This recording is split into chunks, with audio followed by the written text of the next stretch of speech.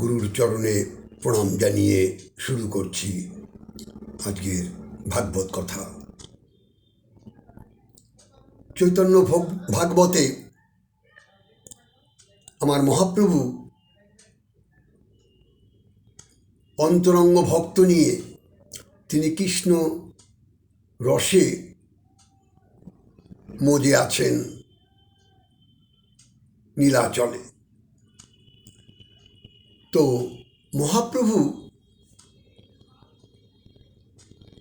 কৃষ্ণ বিয়োগ বাধয় অন্তরে, অর্থাৎ তিনি সন্ন্যাস নেবার পর ওই মাটির ওপরে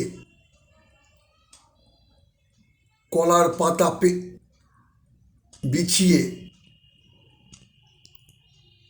তার উপর তিনি শয়ন করতেন। কলার পাতার উপরে আমার প্রভু শয়ন করতেন, আর হাতের উপর তিনি মাথা দিয়ে শয়ন করতেন। কখনো কখনো বা এক টুকরো ইট মাথার নিচে দিয়ে তিনি নিদ্রাচ্ছন্ন হতেন। তো ভক্তরা সব নীলাচলে তার এই দৃশ্য দেখে বড় দুঃখিত হয়ে তারা প্রভুর এই দৃশ্য দর্শন করতেন, যে প্রভু আমার মাটিতে শয়ন করেছে করলার পাতার ওপরে। একদিন জগদানন্দ পণ্ডিত কি করেছেন, প্রভুর এই দৃশ্য দর্শন না করতে পেরে তিনি একটি গৌরিক, অর্থাৎ তিনি গেরুয়া রঙের কাপড় এনে তার মধ্যে শিমুল তুলো ভরে তিনি একটা তোষক বানিয়েছেন। তোষক বানিয়ে গোবিন্দ দাসের কাছে এসছেন। গোবিন্দ দাসকে বলছে, গোবিন্দ, প্রভু এলে প্রভুকে এই তোষকখানা দিও, প্রভু যেন এর মধ্যে শয়ন করে। এমন সময় স্বরূপ গোসাই এসছে। তো স্বরূপ গোসাই যখন এসছে তখন জগদানন্দ পণ্ডিত বলছে, স্বরূপ গোসাই,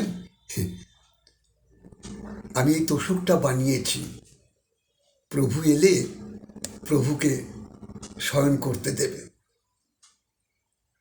স্বরূপ গোসাই বলে, ঠিক আছে। তো রাত্রি হলে মহাপ্রভু যখন শয়ন কক্ষে এসেছেন তখন মহাপ্রভু ওই তোষকখানা দেখে বলছে, কি গো, এটা কে দিয়েছে এখানে এই তোষকটা? বলছে, প্রভু জগদানন্দ পণ্ডিত এই তোষকটা তোমাকে শোবার জন্য দিয়েছে। তুমি প্রতিদিন মাটির ওপরে কলার পাতা বিছিয়ে শয়ন করো, তাই জগদানন্দ পণ্ডিত তিনি এই দৃশ্য সইতে পারেন না। মহাপ্রভু জগদানন্দ পণ্ডিতের কথা শুনেই বলছে, স্বরূপ গোবিন্দ, কাল থেকে একটা পালঙ্ক আমায় দিও, খাট পালঙ্কের ওপর আমায় শয়ন করিও। জানো না আমি সন্ন্যাস নিয়েছি।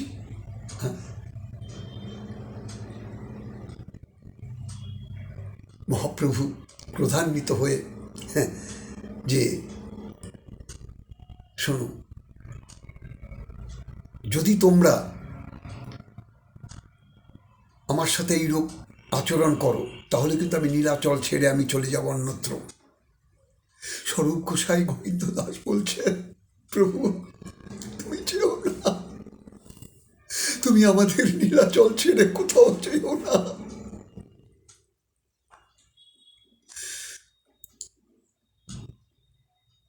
পরদিন জগন্নাথ পণ্ডিত স্বরূপ গোসাইকে বলছে, স্বরূপ গোসাই, আমি যে তোষকটা প্রভুকে দিয়েছিলাম, প্রভু সেটাতে শয়ন করেছে।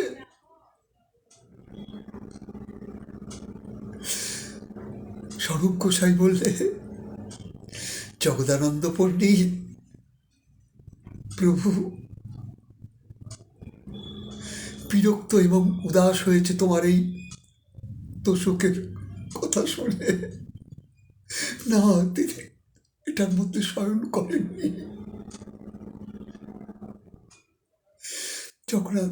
জগদানন্দ পণ্ডিত মনে বড় ব্যথা, মনে ব্যথা নিয়ে বলছে, আমি প্রভুর জন্যে এত সুন্দর করে একটা তোষক বানিয়েছিলাম, প্রভু সেটা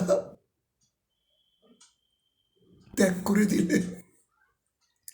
স্বরূপ গোসাই বললেন, জগদানন্দ পণ্ডিত, প্রভু সন্ন্যাস নিয়েছেন। সন্ন্যাস নেবার পরে তুমি ভাবলে কি করে যে ওই মাটির বিছানা ছেড়ে, কলার পাতা ছেড়ে এভাবে শয়ন করবে? জগদানন্দ পণ্ডিত নয়ন ভরা জল নিয়ে তিনি চলে গেলেন। আর স্বরূপ গোসাই পরদিন কি করলেন জানো মা? ওই কলার পাতার যে শুকনো পাতাগুলো, সেগুলো দিয়ে একটা কাপড়ের মধ্যে সেটা ভরে দিলেন। ভরে দিয়ে প্রভুকে বললেন, প্রভু তুমি এই কলার পাতার বিছানায় তুমি শয়ন করো। আমি কলার পাতাগুলো, শুকনো পাতাগুলো আমি ছিঁড়ে ছিঁড়ে ছিঁড়ে ছিঁড়ে আমি হালকা করে, মহাপ্রভু যাই হোক স্বরূপের কথা রাখলেন। তাই বাবা ঘো, মা ঘো, কত ত্যাগ করে দেখিয়ে গেলেন আমার প্রভু জগতের লাগি। ভোগে অশান্তি, ত্যাগেই একমাত্র শান্তি। আর মহাপ্রভু যিনি সমস্ত কিছু জীবের শিক্ষার লাগি, কৃষ্ণধনকে পেতে গেলে তাহলে তো কষ্ট করলেই তো কেষ্ট মেলে, কষ্ট না করলে কেষ্ট মেলবে কি করে? যাই হোক, আমরা প্রভুর পথে থাকব, প্রভুর কৃপা পাবার জন্যে আমরা সদা সর্বদা প্রভুর এই পথগুলো অনুসরণ করবার চেষ্টা করব। এক জন্মে তো সম্ভব নয়, কত জন্মান্তর পেরিয়ে যাবে। তবে হ্যাঁ, আমাদের কৃষ্ণ কথার রসের অঙ্গে যদি আমরা থাকতে পারি, আর হরিনাম সংকীর্তন, ভাগবত কথা যদি আমরা শ্রবণ করতে পারি, তাহলে আমরাও আস্তে আস্তে আস্তে আস্তে আস্তে প্রভুর এই পথে আমরা চলতে সক্ষম হব। যাই হোক, আপনারা ভালো থাকুন, আনন্দে থাকুন, কৃষ্ণ নাম সংকীর্তন করুন, ভাগবত কথা শ্রবণ করুন, আর প্রেম যমুনায় ভাসতে থাকুন। অর্থাৎ এই প্রেমময় যে জগৎ, ভালোবাসার মানুষকে ভালোবাসলে তবেই তো জীবের কল্যাণার্থে প্রভু আমার বারবার বলে গেছে যে যতদিন এই জীবের উদ্ধার না হবে ততদিন আমাকে ধরায় আসতে হবে। আহা, কি অপূর্ব কথা। যাই হোক, আজ এখানেই বিশ্রাম দিলাম। আপনারা সুখ শান্তিতে কৃষ্ণ নাম করুন। ঈশ্বর আপনাদের মঙ্গল করুক। জয় রাধে, জয় নিতাই।